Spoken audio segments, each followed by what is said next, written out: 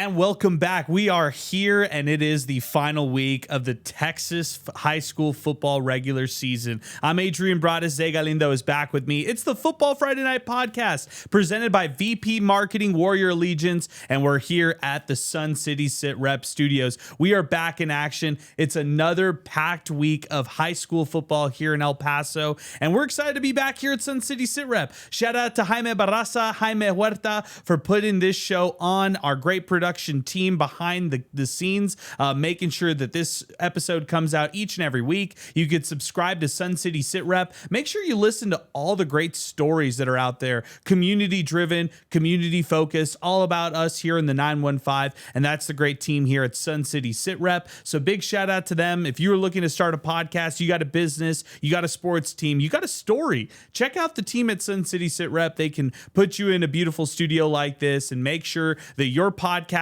is edited from start to finish. The product comes out and it looks great. Love working with this great team all season long. And hey, it's the fourth quarter of the season, but Sun City Sit Rep has been with us throughout the whole year. So we can't thank them enough for all their great contributions to us here for high school football in El Paso, and especially us here at Football Friday Night with all of our reporters, with our two great hosts back at our studios. It's been great to ride with this team all season long. Zay, we are back. It is the final regular season week of the regular season, I should say, and we pretty much know all the playoff implications other than a couple teams here when it's all said and done.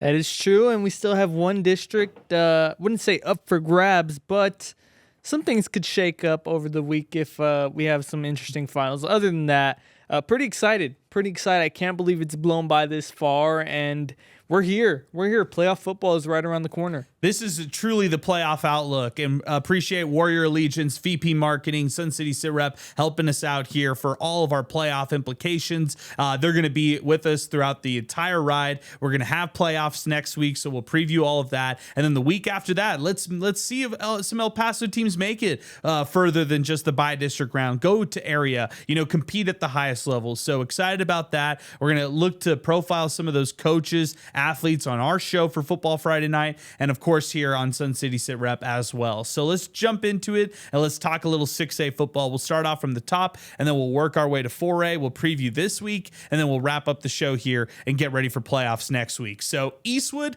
their 5th district title under their belt in 8 years for Julio Lopez. That's where we start things off. The Eastwood Troopers 9-1 all season long. Only loss comes to St. John Bosco, nationally ranked, national powerhouse. They will be the top 1-6A team out of the big school division, or I should say out of the small school division. They will host a playoff opponent next week at Trooper Stadium. I guess it's only fitting we start off the show by talking about the best team in the 915, the Eastwood Troopers, for closing out their year on top and winning the district title. How about Eastwood? They come off a below average year. It was a down year last year, and they just come out guns blazing. They, of course, lose that first game, but after that, 9 straight wins for them. They have been on fire, undefeated against teams in the state of Texas. And overall, what a great job that Coach Julio Lopez has done with that team.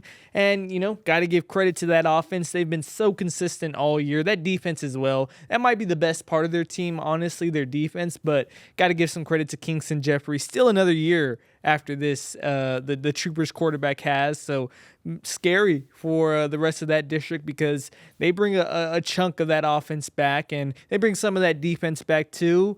And we know that they're going to have guys that we may not have heard of this year, next year, stepping up, even in the playoffs. They'll have some depth guys to really step it up. So I'm excited about them. They have a real shot to get another gold ball. And from that, they went to the round of 16 a couple years ago. We'll see if they can do that again. So going over to the other side of things, from the big school side for 6A, and I would say the Division I side of things, you're going to probably look at that winner of Franklin Pebble Hills. Winner of that one will host a playoff opponent next week. That'll bring a good game on Thursday between the Cougars and the Spartans coming up for this matchup right here. Franklin wins. They're hosting probably next Thursday.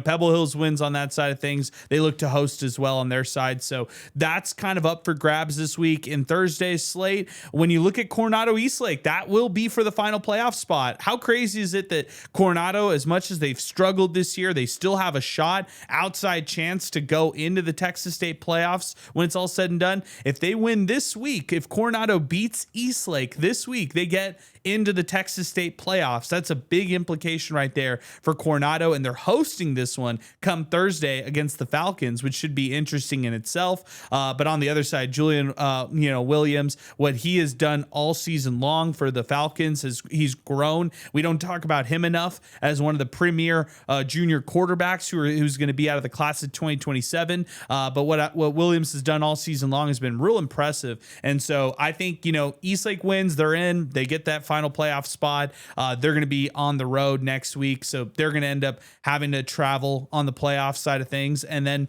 that final playoff spot will go to the loser of Franklin Pebble Hills. So it'll be Eastwood, Pebble Hills, Franklin, and then the winner of Coronado and Eastlake coming up on Thursday.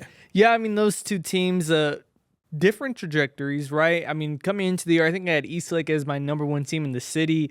They've kind of, they've gone through the ups and downs, the outside, distractions. They've been able to key in, win the games that they're supposed to win, and now they have a shot. Both teams control their destiny. Meanwhile, Coronado, if you would have told me they were in this position after, their loss against Franklin, I would have been shocked, honestly, but they've looked really, really well with Ben Wilson under center, and he's a guy that I trust in clutch positions. He's been there what feels like forever, right? It's his final ride. I think that this is going to be a fun game all around, and I'm excited for it. I mean, I'm excited to hear the updates on this one because I don't know what to expect. Coronado, they've shocked me these past couple of weeks. They've shown a lot of fight, and they have a shot. They have a shot to make the playoffs, which is an interesting thing in itself. Yeah, Eastlake, if they end up winning this one, they end up pretty much traveling no matter what.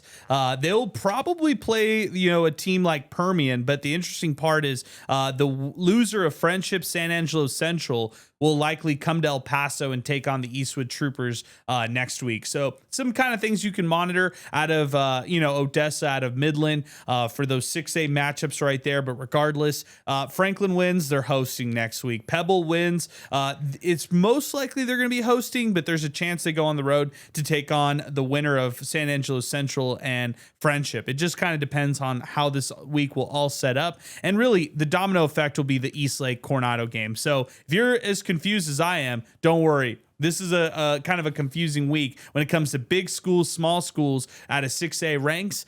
Regardless, we'll know everything after Thursday. Everything will kind of be solved after the Thursday slate of games. So I pretty much, if I'm going to predict on this side of things, I'm going Franklin over Pebble Hills in a close game, and I'm going Eastlake over Coronado, and probably a closer game as well. And then we've got our 1 through 4 out of 6A. Any predictions you want to throw out there? Any bold takes? Not really bold takes. I'm still confused on the whole playoff picture. Like it's so weird, the big school, small school thing. It's such a complex thing. It gets even weirder in basketball, especially 5A basketball, volleyball, all that stuff. It's all weird, all this big school, small school, but I guess it makes sense at the end of the day a little bit. Okay, point differential is going to be the thing that we have to monitor out of 5A Division 1. And El Dorado, you covered the game last week against Americas. They are now back-to-back district champions. They'll host the winner of Caprock and Monterey, the Lubbock schools out there, and that'll be next week. If Parkland somehow upsets Americas this week and beats them by 17 points, it's a lot to ask for the Matadors right there, but 17 points, because we're talking point differentials right here, say they've got a chance to host next week. That would be crazy in itself. But if Americas does what everybody expects them to do, beat Parkland, they'll be hosting next week, and Americas will probably host that loser of Amarillo Tascosa or Amarillo High taking on Amarillo Tascosa. So Americas has a chance to take on either of those Amarillo teams. Meanwhile, El Dorado has a chance to take on either Caprock or Monterey coming up next week. So interesting stuff for 5A Division 1 going into next week in the playoffs. What'd you see from El Dorado last week in their win against Americas? Yeah, with El Dorado, and I think it's Parkland El Dorado this week, which is an even bigger ask for Parkland. than beating America. They have to beat El Dorado. And for El Dorado, I mean, it's Ryan Estrada. They need to get him the ball more. Because he's just a playmaker. I mean, you watch this guy play. He makes big plays, and don't take him for granted. I know that there might be some durability issues, but right now, you got to win a by-district title with him, and I don't think they've done that. If I'm not mistaken, I don't think they've won a by-district title, and they've been so successful over the past few years, so they need to find a way to parlay their momentum that they have right now, and especially their big win against Americas. I mean, they dropped 68 points on a pretty good Americas defense. I was pretty shocked in that itself, so you got to find a way to parlay that momentum that you have into the playoffs and into this game against Parkland, because, you don't have opportunities like this a lot, and obviously being in Super 5A makes the playoff road a little bit harder. You're going to play some better teams than you would in 5A Division 2, but, can't complain about who you get. You just got to do what you got to do, and we'll see what happens with the El Dorado Aztecs. I was upset that they lost last year in the by-district round, and I think that this year they got to come with a vengeance. They do. I mean, this district needs to have success in by-district rounds of playoffs. So I'm already looking ahead right there. I'm doing something you're not supposed to do, but I'm looking ahead for this district right here, and I'm putting the onus on them, saying, El Dorado, Americas, you're likely going to be the two to host. Go out and win a game in the by-district round. Go out and travel further in the Texas State playoffs when it's all said and done. You alluded to 5A Division 2. Wow, what a complex district this is right here. So take your notes right now. Get ready for this one right here. As it stands, and barring craziness, and I should never shy away from craziness because it is the final week of the Texas high school football slate, and it is high school football at the end of the day. But barring any unforeseen craziness, it should be Andress, Del Valle, and Chapin who go in that order for a share of the district title.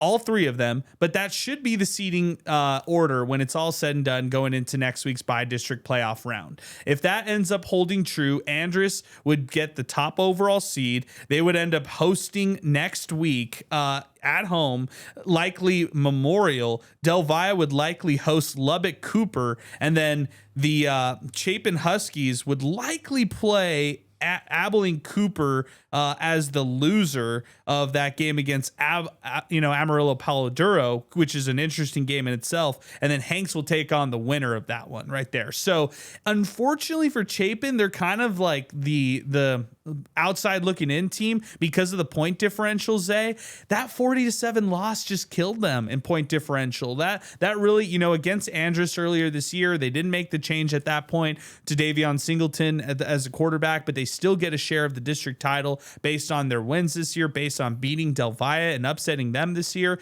But they won't get that outright district title. And the reason is point differential. They won't get a 1 or 2 seed. They won't host a playoff game. And the reason being is point differential when it's all said and done. Yeah, talk about another program that needs to take advantage of a star player. I mean, Chapin hasn't won a by-district title with Davion Singleton either. So, they'll have a shot. But like you said, they're probably going to have to go on the road, and that's a tough thing to do. You're going to play against a better team in the standings, at least for 2-5A. And, that's going to be tough because it's already tough when you play an out-of-town team that comes in and they're a 4 seed in their district, but they usually give an El Paso team a run for their money as well. So they're going to need to pull off a pretty big upset, but we've seen them do it before, and I think with 5A Division 2, I know that we want to put the Andress, Del Valle, Chapin.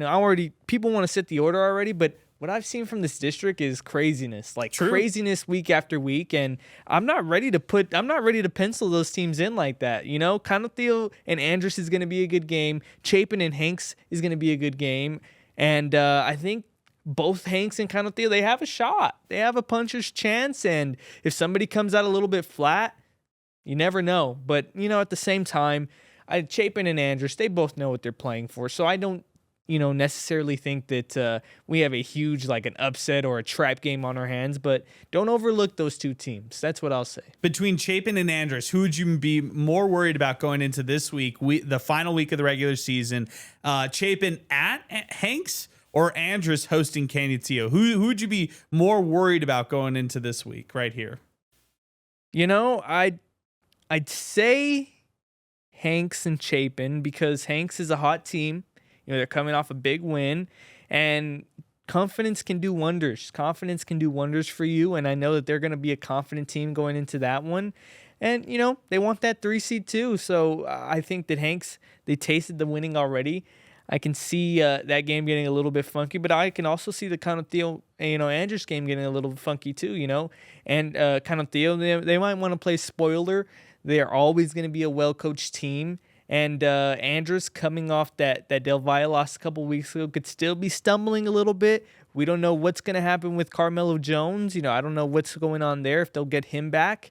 And without him, things could fall a little bit weird for Andress, for the Golden Eagles, and that game could get close at the end, and that's all Theo needs is a one-score, game late in the fourth quarter.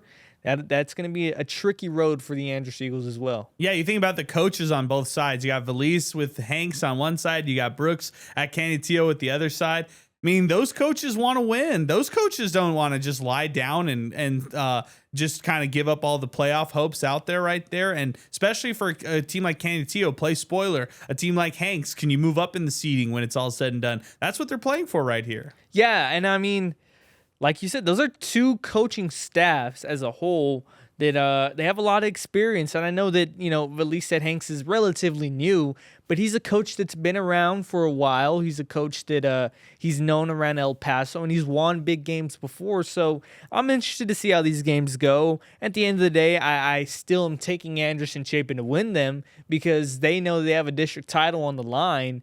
But, hey, these ones could get a little bit funky, and we might see a weird shift of things happen if one game goes one way. So I'm also hearing that, going back to 6A, and I think this complicates things for teams like Chapin and Del Valle, because you never know how it all turn out. If Andress, Del Valle, and Chapin, everything goes to plan, it'll be Andress and Del Valle for sure hosting, like no matter what, hosting, right? But going back to the 6A, this is where it gets funky. Like, when you talk about Franklin, they could end up traveling, despite getting that top overall seed on the big side of things. They could end up traveling to Permian or Legacy, which, how crazy would it be, taking on a Midland Legacy team who they beat earlier this year and they had success against. So how interesting could that end up being if, even though you're a top seed out of 6A, you could end up making a travel when it's all said and done. I think that's a lot to ask for some of these teams out there, especially in 6A, to try to go and advance further in the playoffs. So some of these teams are going to have to be road tested come up next week. Yeah, and I think that for Franklin, it's weird. I said it earlier. This big school, small stuff is weird because, like you said, they can get that top big school seed and still have to travel. And that's not an easy ask. And I think it was a Lubbock team that they had beaten earlier. I think it was Monterey. Lubbock, Monterey. I'm thinking Midland Legacy from last year. Yeah, I mean, Midland Legacy, they are a much better improved team this year.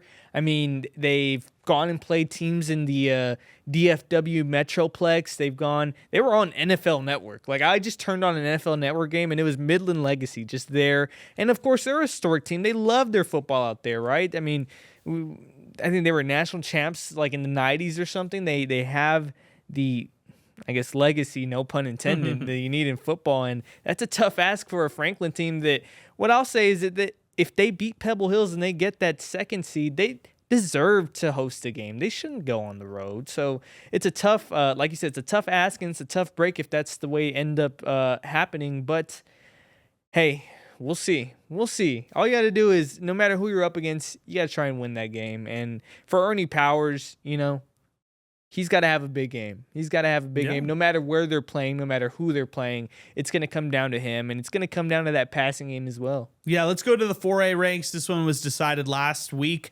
Ysleta clinching the top overall seed and the district title with the win against Riverside. What a game it was. I mean, credit Ysleta eking out that victory. Credit Riverside. They never backed down. Carlos Rojas III, despite going down multiple scores, they found their way back into that game. They made that one a real good battle when it was all said and done. So Austin will take the number 3 overall seed. That was good stuff for them. They really needed to win in a bad way last week, and they got it done. And Fabens could end up getting the final spot with a win at Riverside. I don't know, and I don't see that end up happening, Zay. I think that's a real tough task to ask the Wildcats, who've been a fun story all season long. So I definitely want you to hit on Fabens this year. I would say the most likely scenario is going to be between the Clint Lions and the Irvin Rockets coming up this week. And on one side, Irvin wins, they're in. Just make it happen. On the other side, Clint, you got to win. But you got to win by 8 points or more in order to go to the playoffs. If it's an 8-point win for the Clint Lions, they all meet up on Saturday and they do something that, we don't really see as much nowadays with things like point differential. They'll be having a coin flip to see who goes to the playoffs. The fact that we still have coin flips in 2025 is a tough thing out there right now. But regardless, Irvin wins, they're in. That's how it could all shake out when it's all said and done. Yeah, and I mean, for the Irvin Rockets, what a story it's been. I mean, John Elliott comes in. They go 5-5 last year, nearly missed the playoffs. They could have made the playoffs, but who they lose to in the last game of the year? The Clint Lions. So they're going to remember that loss, and they're going to come into this one, hoping to end Clint's playoff hopes. But we'll see. That should be a fun game. Irvin, they struggle a little bit against the run, but I trust them in that game, and I trust that offense. Dallas Medina, Michael Salazar, one of the more electric quarterback wide receiver duos in the city. Certainly one of the most electric in 4A. I think they're going to have their way with that Clint defense, and give me the Irvin Rockets to make the playoffs for the first time since COVID year. Wow, that's good stuff for Irvin. That's a historic mark right there to have a chance to get to the playoffs. There was a year to do it. It's this year right here, so hope they make it happen. Remember, all 4A teams go to a neutral site, and just talk a little bit more about Ysleta for you and what you've noticed from them, and then also close it out talking Fabens, who are going to be on the outside looking in most likely. Ysleta's probably going to go 10-0 for, I think, do they have a game this week? I'm not sure. But whoever they play, I'm taking them as the favorites. Yeah, sorry to the Bowie Bears, but Ysleta's probably going to go 10-0 this year, and what a feat for them. It's not an easy thing to do. They played Parkland early in the year, and they handled them. And all around, Ysleta has just been one of the best stories in El Paso that I know we hit on them a lot, but it's still not enough because this is crazy. They haven't gone undefeated, I think, since the 40s or something. That's an insane feat for them. Very, very happy for that program because they like football out there, and they have their winning ways, and it's just another squad that, they go from 5A to 4A a couple years ago, and look how much it's benefited them, couple years ago, you tell me Ysleta is beating Parkland back when they were in 5A, I wouldn't have believed you. That's a team that Parkland usually beats. But this year, non-district play, Ysleta handles Parkland. They've handled the rest of 4A. I wouldn't say easily. They've had their ups and downs, but for the most part, they really haven't had to worry during district play, even against Riverside. They go down early. They were able to kind of weather the storm, and they just outlasted the Rangers, and they end up scoring over 60 points. That's how electric this offense is. So, 4A games are never easy. I think they're all neutral, right? All the 4A games are neutral. So, they're going to have their work dealt out for them when it comes playoff time. But, hey, these Ysleta Indians, how about it? And then Fabens, like you said, it's been a great story all year. Unfortunately, all great stories usually have an ending, and this one might not be the best ending for the Fabens Wildcats. They still have a outside puncher's chance. Nothing's impossible. The Riverside Rangers, we'll see what happens in that one. Fabens has to come out, play electric. They have to come out knowing what they're playing for, and they'll need a shock Riverside, but we'll see. We'll see. Yeah, I don't think that'll end up being the case. I'll take the Rangers in that matchup right there. Let's preview Week 11, final week of the regular season. Not a great week for everybody out there. Sad to say, sad to report that. But hey, next week's going to be electric with the bi-district round of the playoffs. So make sure to tune in next week as we preview all the playoff matchups. Socorro taking on Montwood. Battle of Montwood trying to get their first win of the season. 0-5 in district play, 0-9 overall. Does it come this week, Zay? Is it crazy that this is one of the first ones I lead off of for Week 11? Oh, man. I feel bad for Damian Briano. The amount of, he's a good quarterback. He is. He's a good quarterback, and it's a tough way to end your season, your year. But for that Mountainwood team, I don't know. I feel like Socorro is going to be more motivated to win that game. They're going to be much more motivated. I think they know they have a chance. They kind of got blown out by Coronado, but even at the end, they showed some fight, and I have a lot of trust in that team. For them, it definitely means more for Socorro than I think it means for Montwood. And no disrespect to the Rams, but for Socorro, a win in district play would be huge to close out the year because that gives you so much momentum going into next season. And I think Socorro, they're primed to maybe compete with the Coronados of the world, the Eastlakes of the world, those lower tier 6A teams, at least from this year. They're primed to compete for spots like that, and they can win this game here. It can do a lot for them. Adrian Hunt, one of the better running backs in the city. He's very, very underrated. They're going to rely on him a lot, and he's so much different than, the Ryan Estrada and the Ernie Powers of the world. This guy, he's not going to break off a huge, 60-yard touchdown every 5 touches. No, this guy, they're going to give it to him 6 yards, 5 yards, 6 yards, 7 yards. He just gains yards. He gets better as the game goes on, and we'll see. They're going to have a chance against the Montwood defense that has just been, not anything impressive this year at all. And that, you lead off with that game, 2 winless teams, but that could end up being a really, really fun football game. I think so too. I think that could end up being one of the best games on Thursday in the same day where there's a Franklin Pebble Hills game and a Coronado Eastlake game. The way I look at the Franklin Pebble Hills game, look, that Pebble Hills defense has been impressive all year. I've really liked how they keep games low scoring.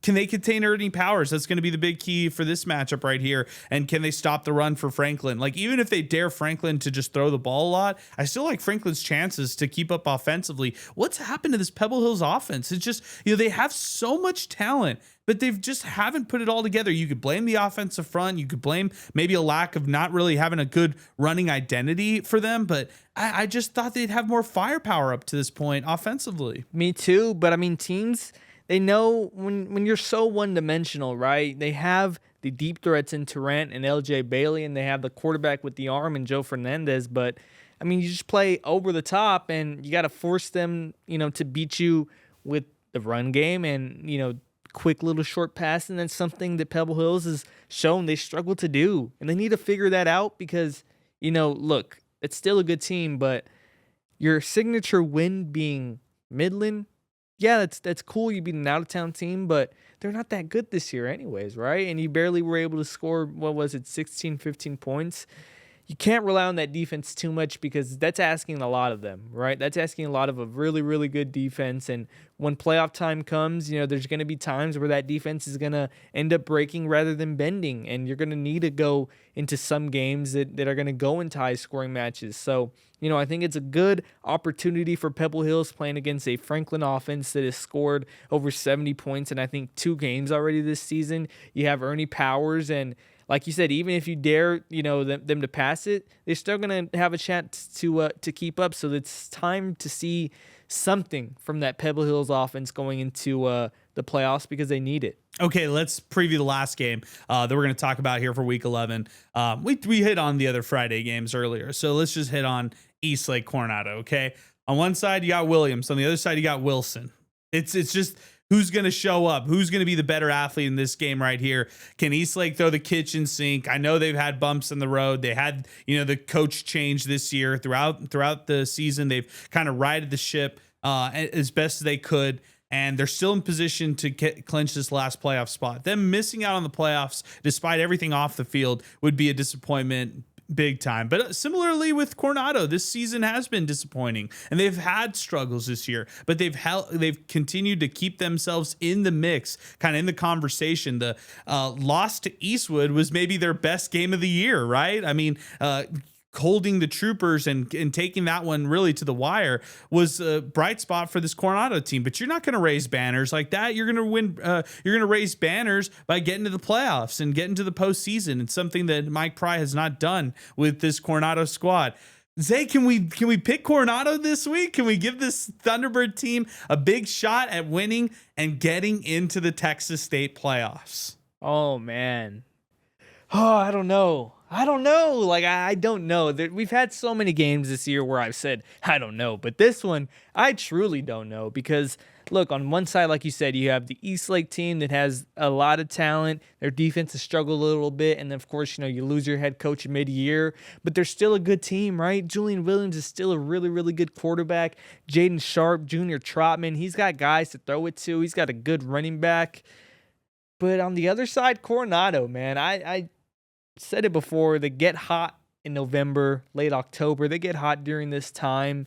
And they always fall just short. They always fall a game short. I don't think they're going to fall a game short this year. I think they're going to come out motivated. They know what they're playing for. Give me Coach Pry and the Coronado T-Birds. Wow, give me them as well. Give me Coronado. I want Coronado to win this one right here, just for the sake of Coronado finally getting the postseason, man. It's been so long. It's been such a drought for them.